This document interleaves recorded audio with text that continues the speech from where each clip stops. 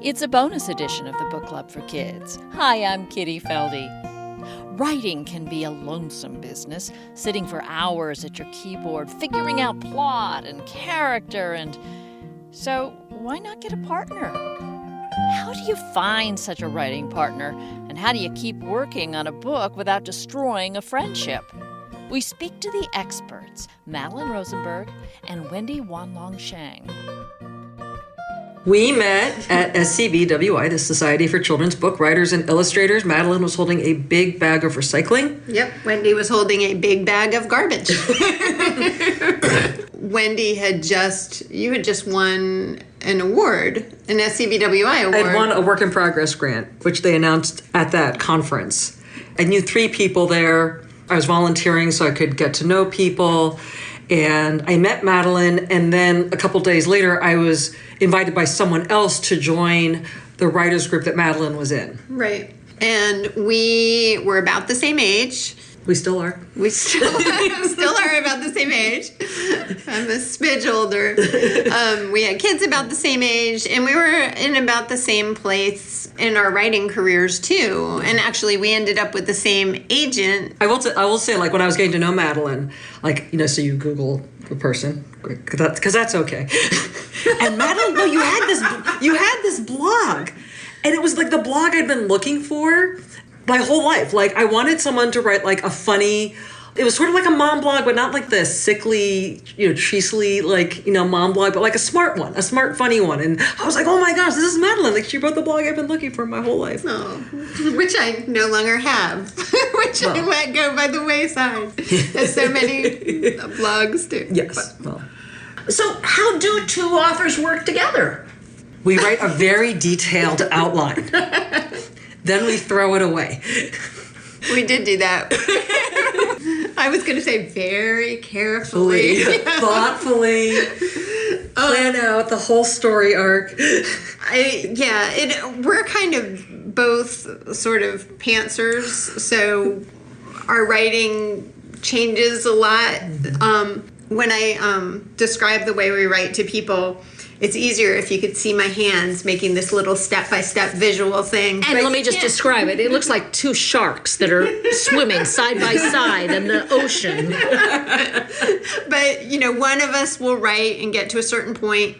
The other of us will edit all of that and then move ahead a little bit. Then the next one will edit all of that and move ahead a little bit. So we're moving ahead very, very slowly. Yeah.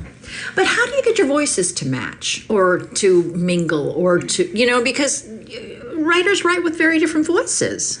I feel like it's sort of the character's voice. Mm-hmm. And because Wendy always likes to say, whatever we do is in service of the book and in service of the character. Mm-hmm. Yes.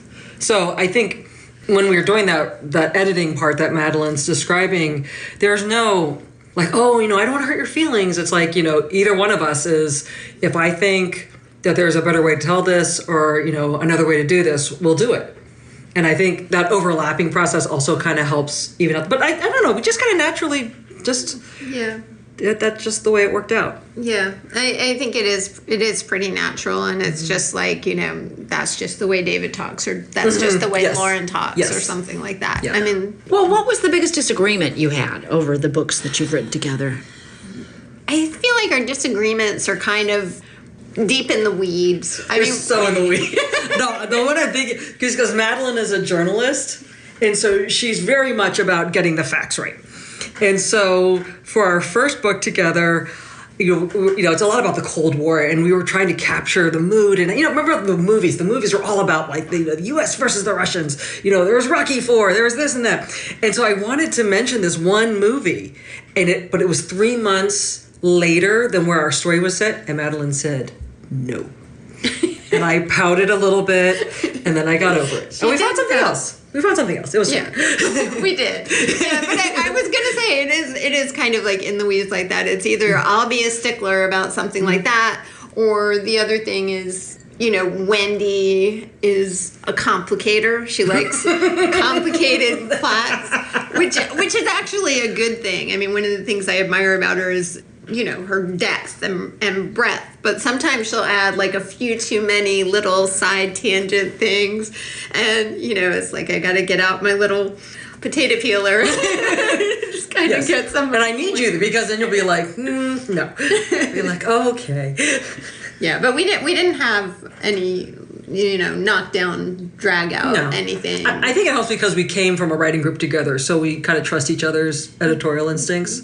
Yeah, and we did have some rules going in, the no ego rule. Oh, yeah. Yeah. And I think that makes it easier to get along. Yeah, definitely.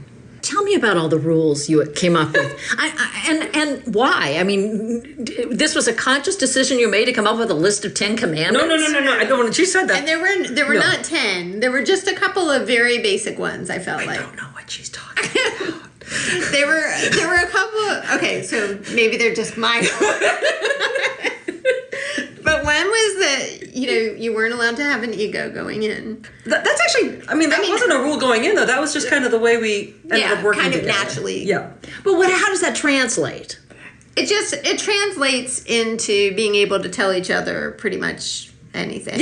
Yeah, definitely.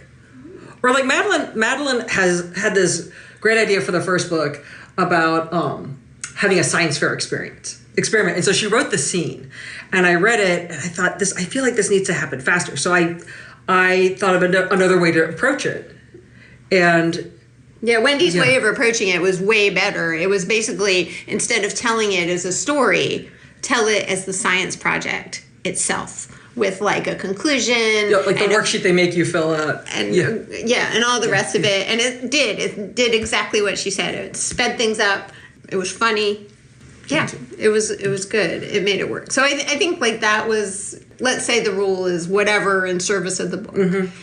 And then I feel like a rule also, maybe it wasn't quite a rule, but when you're writing together, it's good to have a space that you both know really well, so that you're not starting everywhere from scratch. And so What do you mean? Well, for us, it was like the time period, because it was when we both grew up. Mm. And so if we knew it was set in the 80s, then the 80s has with it some rules. It has with it some things about the way they dress, about their vocabulary. It was the 80s in Virginia. Yes. And it was just a space that we knew that we didn't have to start world building completely from scratch. We could use a little bit of history to help us. Mm-hmm. And we did have to do a lot of research. Anyway, yeah.